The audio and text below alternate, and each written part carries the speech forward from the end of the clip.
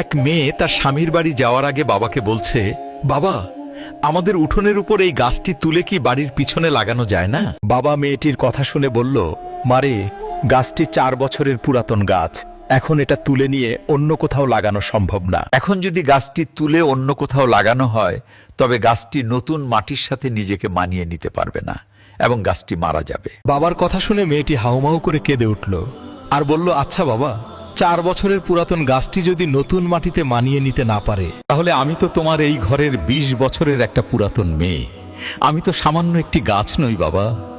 তাহলে তুমিই বলো, আমি কিভাবে অন্য একটি নতুন বাড়িতে গিয়ে নিজেকে সম্পূর্ণ মানিয়ে নিব আর কিভাবে নিজেকে সম্পূর্ণ বাঁচিয়ে রাখবো বাবা?